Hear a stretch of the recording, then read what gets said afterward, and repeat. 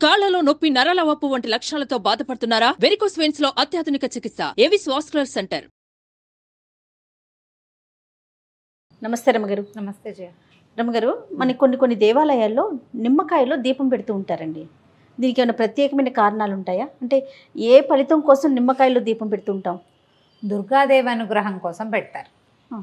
నిమ్మకాయ దీపం మామూలు సమయాల్లో వాటికంటే కూడా రాహుకాలంలో పెట్టడం విధానం. అవును. ఈ రాహుకాలం అంటే ఎప్పుడు వస్తుంది? రోజుకి ఒక టైం ఉంది. మంగళవారం 3 నుంచి 4:30 దాకా సాయంకాలం ఓ పావు గంట 10 నిమిషాలు అటు ఇటుగా ఉంటుంది, 3 to 4:30. శుక్రవారం 10:30 to 12. ఈ 2 రోజుల్లోనే ప్రత్యేకంగా మనం దుర్గాదేవి కోసం పెడతాం. దీంతోపాటు అష్టమి నాడు పెట్టచ్చు. అష్టమి ఏ వారమైనా సరే, అష్టమి ఏ వారం అయితే ఆ వారానికి సరిపడిన రాహుకాలంలో చూసి పెట్టుకోవచ్చు. కానీ ఎక్కువగా ఇది మన ప్రాంతపు సాంప్రదాయంగా కనపడదు చేయ. తమిళనాడులో బాగా పెడతారండి. కామాక్షి దీపం అని పెడతారు. అక్కడ పైగా రాహుకాలం వాళ్ళు పాటిస్తారు. అవును. మనకి రాహుకాలం పాటింపు మన దగ్గర ఉండదు. మనం వర్జ్యం పాటిస్తాం. వర్జ్యం ఎప్పుడుంది అని చూస్తాం. అవును. వర్జ్యం చూసుకుని పనిచేయటం మన విధానం. క్రమంగా ఏమైందంటే గ్లోబలైజేషన్లో భాగంగా ప్రపంచ దేశాలను వదిలిపెట్టినా మన రాష్ట్రాల్లోనే కొన్ని పద్ధతులు అక్కడి నుంచి ఇక్కడికి వచ్చిన వాళ్ళు, మా పక్కింట్లో నువ్వు మీ అమ్మగారి పుట్టిలు మద్రాసు, అట్లా వాళ్ళు పాటిస్తారు. నువ్వు చెప్తావు, అబ్బో రాహుకాలం, ఎందుకంటే మీరు రాహుకాలను వెళ్ళారు అందుకే మీ పని అవ్వలేదంటే నా బుర్రలో అది ఫిక్స్ అవుతుంది. నేను మెల్లిగా రాహుకాలాన్ని పాటించడం మొదలు పెడతా. క్రమంగా మా ఇంటి సంప్రదాయం కింద మారిపోతుంది. జనరల్గా చాలా విధానాలు ఇలాగే వస్తాయి. వీటిలలో ఆహారపు అలవాట్లు, ఆహారపు విధానాలు, పూజలు, పండగలకి చేసేవి, కొత్త బట్టలు కట్టుకోవటాలు, ఇలాంటి వ్యవహారాలన్నీ కూడా ఏమనాలి, ఆధ్యాత్మికమైనవి, ధార్మికమైన విషయాలన్నీ కూడా ఇతరుల నుంచి మనం కాపీ చేసేవి, నేర్చుకునేవి, అలవరుచుకునేవి ఎక్కువగా ఉంటాయి. వాట్లల్లో మనకి వచ్చిన వాట్లలో రాహుకాల దీపం ఒకటి. భక్తి కూడా అంతే చూడు, అవి కూడా అంతే అలాగే వస్తాయి. ఈ రాహుకాల దీపం ఒక 15-20 ఏళ్ల నాడు అసలు కనపడేదే కాదు. హైదరాబాద్లో స్కందగిరిలో కామాక్షి అమ్మవారిది ఒక అమ్మవారి దేవాలయం, ఉపాలయం, అక్కడ కనిపించేవి నేను 25-27 years బ్యాక్ నేను చూశాను. తర్వాత క్రమంగా మన దగ్గర ఉన్న దుర్గాలయాల్లో కూడా కనిపించడం మొదలెట్టింది. 4, 5, 6 పెట్టేవాళ్ళు. ఇప్పుడు వేల సంఖ్యలో పెడుతున్నారు. భక్తి ఈ రకంగానే డెవలప్ అవుతుంది. భక్తి అంటే నమ్మిక అవి కాదు, విధానాలు కాపీ చేసుకుంటాం మనం. మంచిదేగా, మన ఇంట్లో అలవాట్లేదు అని నేను అన్నాను అనుకో, మన వైపు అలవాట్లేదు, ఏమైంది అమ్మవారికేగా, మంచిదేగా, ఊళ్ళో పెట్టడం కాదని అనలేం మనం. అవును. అది చేశాక మనకి ఏదైనా ఒక శుభమో ఒక సానుకూలమైనది ఒకటి కనపడింది అనుకో, ఇంకా మానబుద్ధి కాదు, అవును చేయాలనిపిస్తుంది. బోల్డ్ అని విధానాలు ఉన్నాయి దానికి. శుక్రవారం కానీ మంగళవారం కానీ రాహుకాలంలో అమ్మవారి సన్నిధిలో దీపం పెట్టుకోవచ్చు. ఒక్క దీపం నుంచి 9 దీపాల వరకు ఒక దీపం పెడతారు. ఒకే నిమ్మకాయ ఒక డిప్పలోనే, ఆ నిమ్మ డిప్పలు వెనక్కి తిప్పి దాంట్లో ఆవునేతి దీపాన్ని వెలిగించటం ఒక పద్ధతి. నువ్వుల నూనె వెలిగిస్తే మంచిదని మొన్న మధ్య ఎవరో చెప్పారు నాకు. సరే, మనకు ఒకటి తెలుసు, స్వధర్మ నిధనమే మంచిది, ఎందుకు వచ్చిన గోల, కొత్త ఐడియాలు తీసుకోకూడదు అనుకున్నా. కానీ నేను ఒకటి తర్వాత 3 దీపాలు పెడతారు, 5, 9 పెడతారు. 9 దేవాలయ నియమంగా చెప్తారు. 9 పెడతారు. 9 డిప్పలు, 9 డిప్పలు పెడతారా? ఓకే. ఓ 5 కాయలు కోసి అదేలే 5టిని 10 డిప్పలు తీసేసి ఒక డిప్ప పక్కన పెట్టేస్తారు. మిగతా వాటిలలో ఈ డిప్పలు వెనక్కి తిప్పిన డిప్పల్లో పెడతారు. ఒక దేవాలయంలో అయితే అసలు డిప్ప వెనక్కి తిప్పకుండా నిమ్మకాయ కట్ చేయటం, దాని మీదే ఆవునేతి దీపాన్ని ఒత్తిని ఆవునేతిలో నానబెట్టారు, అది ఎత్తి పెట్టారు. ఓకే. చాలామంది ఎట్లా చేస్తారంటే విధానాలు ఒకళ్ళనొకళ్ళు కాపీ చేస్తాం కదా. ఈ నిమ్మకాయ రసం పిండేస్తారు, దాన్ని పారబోయకుండా ఆ నిమ్మ రసంతో పులిహార చేసి నివేదన పెడతారు. అమ్మవారు ఎట్లాగూ మన పసుపచ్చన్న ఇష్టం, హరిద్రాన్నైక రసిగా అని చెప్తారు లలితలో. ఆవిడకి హరిద్రాన్నం అంటే ఇష్టం, పసుపు అన్నం అంటే పులిహోర ఇష్టం.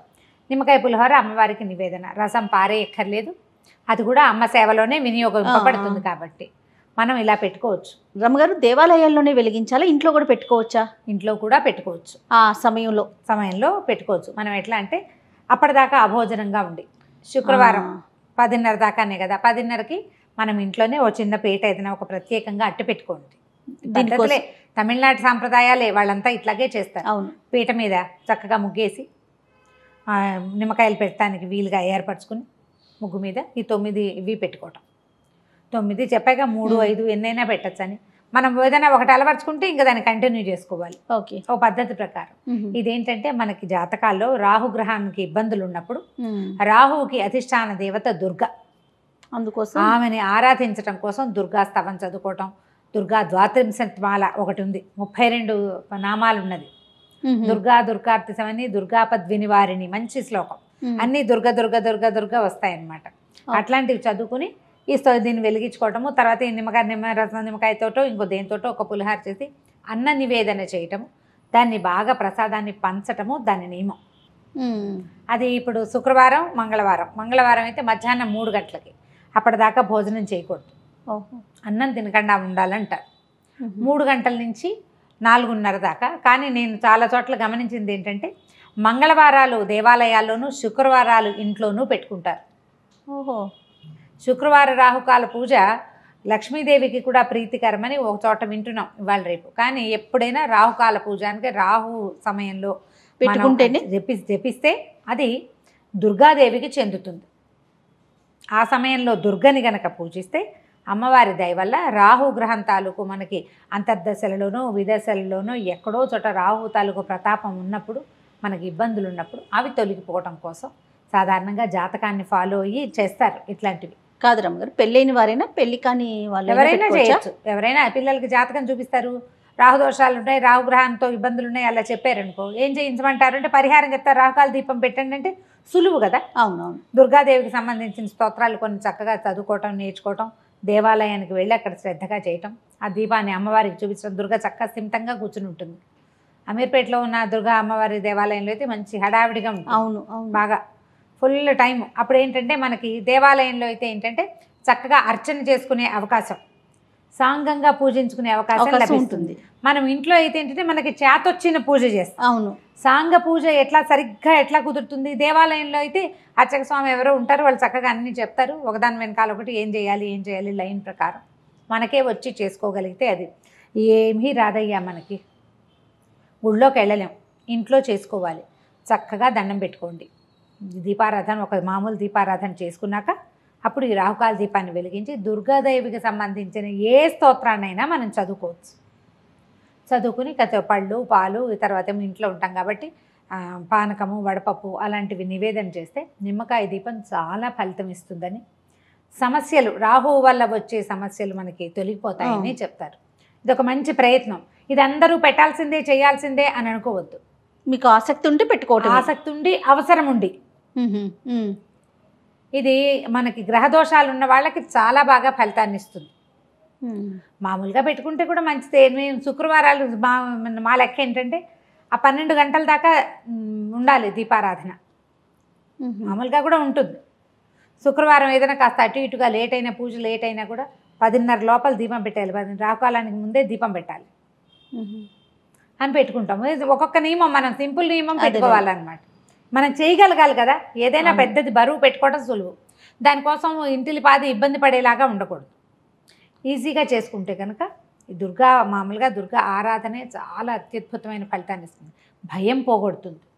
ఆపదలలో కూడా మన వెన్నంటి ఉండి, ఆపదలు రావని చెప్పలేం, వస్తాయి, వచ్చినా కూడా వాటిని తట్టుకోగలం, తప్పించుకోగలం, ఎవరిదైనా సహాయం లభిస్తుంది. అందుకని ఎప్పుడు దుర్గా పూజ చాలా సత్ఫలితాలను ఇస్తుంది. అందులో ఇదొక విధానం. తప్పకుండా. నమస్తే. నమస్తే.